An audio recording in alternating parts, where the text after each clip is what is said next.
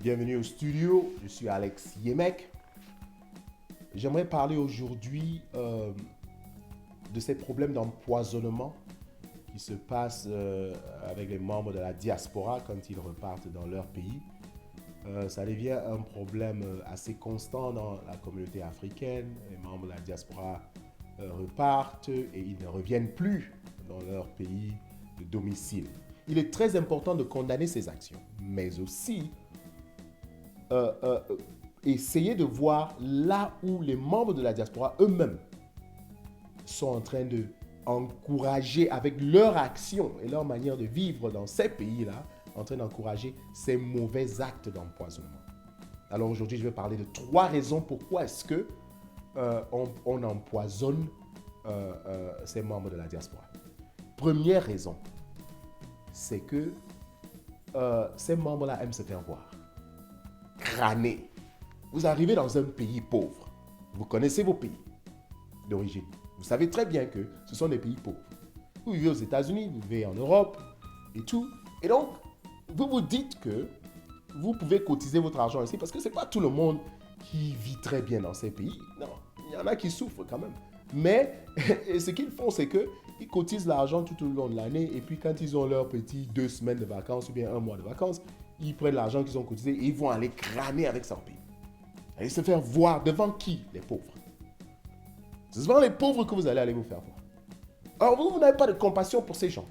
La plupart du temps, vous n'avez même rien pour eux.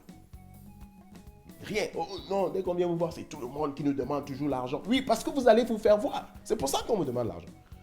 Mais quand vous partez en grand, voilà, tout ça, vous avez des habits chers que vous montrez aux gens qui n'arrivent même parfois pas à manger, même 3 fois la journée. Alors oui, moi je vis aux États-Unis, je sais, qu'est-ce que vous croyez qui va vous arriver? Vous croyez que c'est tout le monde qui est content autour de vous? Vous n'avez pas de compassion pour ces gens. Vous ne vous dites pas que, mais écoutez, bon, ces gens peut-être n'ont pas mangé et tout. Alors ça ne sert à rien que je vienne leur montrer mes beaux habits, ou bien que je vis aux États-Unis, que je fais ceci, ou que je montre ceci. Ça ne sert à rien. Alors, mais vous êtes surpris quand vous êtes en train de faire ça devant les gens, ou non, les gens sont méchants. Ce n'est pas aujourd'hui que la méchanceté a commencé. Avant la création du monde, la méchanceté avait déjà commencé. Alors, on doit être très naïf de croire que la méchanceté n'existe pas, que ça ne va pas nous arriver, que ça arrive seulement aux autres. Oui, on voit seulement ça à la télévision, on voit ça dans les films et tout ça, que ce n'est pas réel. Ça, c'est la naïveté, l'ignorance. En première catégorie, l'ignorance. Les gens qui ont choisi de faire du mal, ils ont déjà pris leur chemin. Oui, on les condamne, on peut les condamner du matin au soir. Mais vous qui avez la conscience, vous devez être assez intelligent. Vous devez avoir une conscience pour comprendre qu'il faut vivre d'une manière à éviter d'attirer ce genre d'attention vers vous. C'est très important. Qu'est-ce que l'on gagne à aller se faire voir dans des pays pauvres? On gagne quoi? C'est seulement en Afrique que vous allez partir. Vous allez trouver quelqu'un construire un château au milieu des pauvres. Son voisin a une maison en terre battue, parfois même qui ne tient plus debout. L'autre, la même chose. Et vous êtes là, vous avez tout un château là au milieu. Et oui, vous êtes à l'aise. C'est vous qui avez tout à perdre. Ce n'est pas ces gens-là. Si vous avez un voleur qui vient maintenant, on va seulement montrer que voilà la personne là. Vous allez voler qui chez quelqu'un qui a une maison en terre battue qui n'a rien. Voilà la personne, allez voler. Et parfois même, vous ne traitez même pas bien vos voisins, vous sortez, tout ça, vous leur montrez, oh oui, voilà, je suis grand, et puis tout ça. Comment on ne va pas vous empoisonner? Comment on ne va pas vous haïr? Comment on ne va pas vous détester? Quand votre chaussure que vous êtes en train de porter au pays et que vous flashez devant les gens coûte par exemple plus que le salaire de la plupart des gens qui sont tout autour de vous, vous voulez qu'ils ne vous détestent pas comment? Comment est-ce qu'ils ne vont pas vous détester? Vous ne pouvez pas aller n'importe où et vous habiller n'importe comment. C'est-à-dire qu'il faut avoir assez d'intelligence pour comprendre. On n'encourage pas ce qu'ils font, mais vous devez comprendre que le mal existe. Et ça va toujours exister jusqu'à la fin du monde. Vous allez comme ça, vous faites tout ce désordre-là que vous êtes en train de faire, devant les gens, montrer que vous êtes un grand, et en pensant que vous allez revenir sain et sauf. Alors vous vivez dans quel monde? Ça, c'est dans le monde des gens qui ont un manque de sagesse. Alors, comme je l'ai dit, on n'encourage pas ces actions, mais nous, les gens de la diaspora, devons faire un effort pour essayer de mener une vie un peu plus humble, pour qu'on n'attire pas une mauvaise énergie vers nous. Ceux qui vivent humbles sont simplement sages. Ils ne sont pas bêtes. C'est vous qui avez un problème. Vous qui aimez vous faire voir. Vous êtes en train de creuser votre propre tombe. Ça, c'est la première raison. Deuxième raison, pourquoi les membres de la diaspora se font empoisonner, c'est qu'ils font confiance à tout le monde. Ça, ils se disent que, oui, comme je vis aux États-Unis, tout ça, ouais, les gens seront autour de moi, ils vont me protéger, n'importe qui, tout ça. Vos membres de famille, ce sont les premiers à qui vous ne devez même pas faire confiance. Frères, sœurs, père, mère, cousin, cousine, je ne sais pas. Et vous le savez très bien. Combien d'entre vous qui vivent dans la diaspora ont envoyé de l'argent à vos membres de famille? Vous leur avez demandé de faire quelque chose et ils ont fait exactement ce que vous leur avez demandé de faire. S'ils ne font pas exactement ce que vous leur demandez de faire, qu'est-ce qui vous prouve qu'eux-mêmes ne peuvent pas vous empoisonner? Ah, c'est toi qui... Vous connaissez la jalousie que votre frère est resté avec ou votre soeur est restée avec au pays? Oh, c'est lui qui est parti aux États-Unis, n'est-ce pas? Ok, c'est lui qui est en Europe, c'est elle qui est en Europe. Ok, moi je suis resté au pays.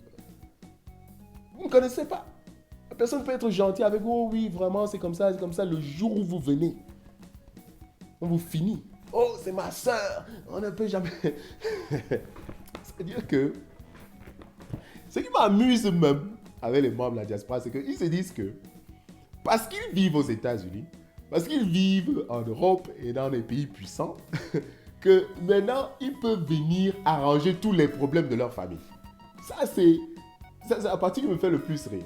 Quand je les entends souvent parler, oui, ouais, quand je vais arriver, je vais réunir la famille, je vais faire ça. Écoutez, c'est sincèrement parler. Hein? C'est vous qui êtes ignorants dans tout ça. Attends, qu'est-ce que vous croyez? C'est vous-même qui êtes la personne qui ne devait même pas ouvrir la bouche. C'est vous qui devez même rester calme quand vous allez là-bas. Vous les voyez dans leurs problèmes, laissez-les. Moi, je vais vous dire, Dieu n'a pas pu réunir le ciel lui-même. Pas parce qu'il n'est pas puissant, non. C'est parce qu'il a donné à tout le monde le choix de prendre leur propre route. Soit tu veux l'amour, ou soit tu veux la haine. Alors Lucifer, qui est un ange de Dieu, lui, il a choisi la haine. Alors Dieu n'a pas pu réunir le ciel. Pas parce qu'il ne pouvait pas. Alors, si lui n'a pas pu réunir le ciel, non, c'est vous qui allez réussir. Non, dites-moi, c'est vous qui allez réussir à réunir vos familles.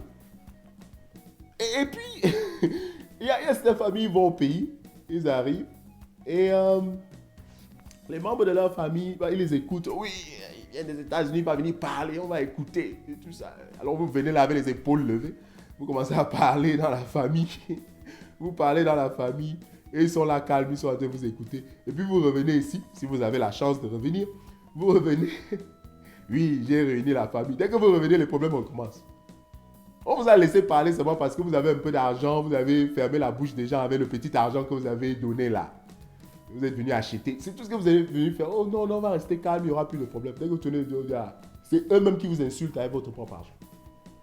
Vous êtes encore là-bas, c'est votre propre argent qu'on va utiliser pour venir vous empoisonner. Ah, c'est mon frère, c'est ma soeur. En anglais, on dit blood is thicker than water. C'est-à-dire, ceux qui disent que leur frère ne peut pas leur faire quelque chose, alors ils disent le sang est beaucoup plus épais que l'eau. Parce qu'on a le même sang, ils ne peuvent pas me faire du mal. C'est mon frère, c'est ma soeur. On meurt par manque de connaissances, manque de sagesse, manque d'intelligence. On ne prend pas le temps pour bien réfléchir, n'est-ce pas? C'est ceux qui sont à côté de vous qui vont vous finir. Vous arrivez dans une boîte de nuit, vous êtes en train de boire, vous laissez le verre là sur la table, vous allez danser avec les filles, vous tournez avec les filles, vous revenez et buvez dans le même verre. Non, on ne va pas vous empoisonner comment? Dites-moi. Vous allez, vous voulez vous montrer, vous êtes en train de danser, vous faites des choses, vous farottez, vous mettez l'argent gauche à droite. On ne va pas vous finir comment? Hein? Non, donc vous croyez que tous ces gens-là qui vous faites confiance là, tout autour de vous, là, ils sont contents de vous? Donc c'est vraiment ce que vous croyez dans votre tête. Alors, c'est même encore mieux pour quelqu'un qui croit que ces gens qui sont tout autour de lui là sont contents pour lui. Lui-même encore, ok, il est naïf. Mais celui qui sait qu'il y a des jaloux tout autour de lui, il marche avec ces jaloux-là, lui alors, il est plus ignorant que l'ignorance même. Ah oui, parce qu'il y a des gens comme ça. Ils savent très bien que les gens avec qui ils sont en train de marcher sont des gens jaloux, sont des gens qui ne leur veulent pas du bien, qui montrent souvent parfois qu'il y a une certaine jalousie. Alors vous venez de la diaspora, vous venez vous marcher encore avec ces mêmes gens-là. Ça là, c'est... autant mieux vous suicider. Autant mieux. Où est la différence? Parce qu'ils vont vous finir. Vous marchez avec votre ennemi. Jésus, par exemple, il savait que Judas était son ennemi. Il savait que c'est Judas qui allait le vendre. Mais il était là, effectivement, pour cette mission-là. Il venait pour mourir. Donc c'est normal, il fallait trouver quelqu'un qui allait faire ce travail-là. Donc c'est normal que lui, il ait pris le trait, il avait vu, il savait déjà, il a prédit que ça allait se passer. Mais vous ne voulez pas mourir. Vous n'êtes pas en mission pour mourir pour quelqu'un. Alors vous marchez avec des gens qui vous détestent. Vous connaissez très bien qu'ils vous détestent. Est-ce que ça, là, ce n'est pas l'art de l'ignorance? Vous faites confiance à tout le monde autour de vous? Oh non, on se connaît depuis qu'on est enfant, tout, non, il ne peut pas me faire ça. Ah, ok. Vous faites confiance à n'importe qui. Vous vivez dans les pays des grands. Voilà, ça, c'est la deuxième raison pourquoi on se fait empoisonner. La troisième raison, je vais dire, c'est le karma. Némésis, la justice de Dieu. C'est-à-dire qu'il y a des gens qui vivent déjà d'abord mal, qui n'ont pas de compassion envers les autres, qui n'ont pas d'amour envers les autres, qui maltraitent déjà d'abord les autres. Alors ce genre de personnes-là, ils se disent dans la vie que tout le mal qu'ils font aux autres, là, ils vont vivre dans la paix toujours. Non. Quand le karma vient, il vient comme un voleur dans la nuit. Il y a parfois, on accuse des gens des crimes qu'ils n'ont pas commis. Alors ces gens-là vont dire, oh non, je n'ai pas commis le crime et tout ça. Oui, c'est vrai que la personne n'a peut-être pas commis ce crime-là. Mais alors, le karma est en train de le suivre pour un autre crime ou alors quelque chose de mal qu'il avait commis dans le passé. Parce que quand le karma vient, il ne te prévient pas. Ce n'est pas parce que tu as tué quelqu'un que ça veut dire qu'on va aussi te tuer immédiatement de la manière dont toi tu crois qu'on va te tuer. Non, le karma, lui, a sa manière de venir. Tu peux tuer quelqu'un dans le passé. 10 ans, 20 ans passent. C'est ton fils, ou ton fils, ou ta fille, ou ton enfant, quelqu'un de tes proches, que tu tiens vraiment à cœur, ta femme, qui meurt dans un accident ou bien quelque chose. Tu vas dire, oh Dieu, pourquoi? Regarde le mal que tu avais fait dans le passé. Tu arrives dans ton pays d'origine, tu es empoisonné. On demande pourquoi?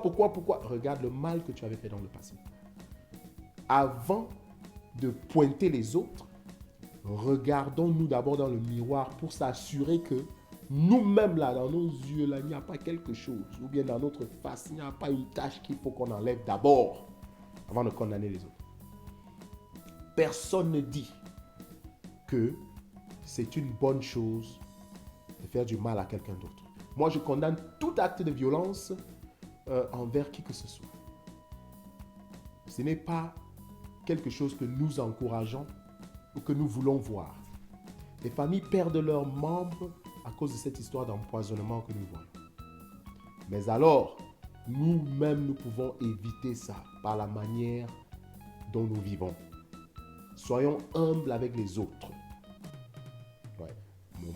Mon premier conseil, c'est quand vous allez au pays, arrêtez de vous faire voir. Allez avec un cœur humble parce que les gens en Afrique souffrent déjà d'abord. 2, arrêtez de faire confiance à n'importe qui. Même vos membres de vos familles peuvent vous faire du mal. Ce n'est pas parce que vous avez le même sang. Cette réflexion-là que parce que nous avons le même sang, il ne peut pas me faire ceci. c'est une illusion d'ignorance. Le tout premier crime qui a été commis dans ce monde était un frère à l'autre. Caïn tue son frère Abel. Si ça s'est passé comme ça, qu'est-ce qui prouve que dans votre famille, ça ne peut pas se passer? Troisième conseil, c'est arrêtez d'annoncer à tout le monde quand vous allez au pays. Vous n'êtes pas obligé de dire à tout le monde que vous êtes en train d'aller là-bas. Non, vous n'êtes pas obligé. Allez-y dans le calme et quand vous allez, vous visitez les gens et tout ça, ayez quelque chose pour quelqu'un, un petit quelque chose que vous donnez aux gens. Nous savons tous que ce sont des gens qui souffrent. Si on a un peu plus, on donne un petit quelque chose quand on vient. Et mon quatrième conseil, arrêtez de manger n'importe où. Arrêtez de manger devant n'importe qui ou alors manger n'importe quoi. Soyez prudents là où vous mangez. Regardez tout autour de vous. Protégez toujours votre nourriture, vos boissons. C'est très important. Parce qu'à la fin des comptes, c'est de la manière dont nous vivons que nous allons mourir. Ah oui. Nul ne peut bien vivre et mourir mal. Ça n'existe pas. Ça n'a jamais existé. Il y a certaines personnes qui meurent de naïveté. Ils ont à côté, ce sont les gens qui sont bien, mais ils ont à côté d'eux des loups. Ça aussi, c'est une mauvaise mort. Malgré le fait que vous êtes quelqu'un de bien. Mais quand vous gardez tout autour de vous des gens qui ne partagent pas vos idéologies, votre cœur d'amour, qui n'ont pas de compassion et d'amour pour les autres, en ce moment-là, vous-même, vous êtes en train de vous faire une brebis au milieu des loups. Et ils vont vous dévorer. Malgré votre bon comportement, vous avez accepté de vous mettre au milieu des gens qui se comportent mal. Alors ça, c'est aussi une mauvaise manière de vivre. Merci beaucoup d'avoir suivi cette vidéo et j'espère que cette vidéo pourra aider quelqu'un. Comme je le dis toujours, je ne suis pas un pasteur, je suis un philosophe.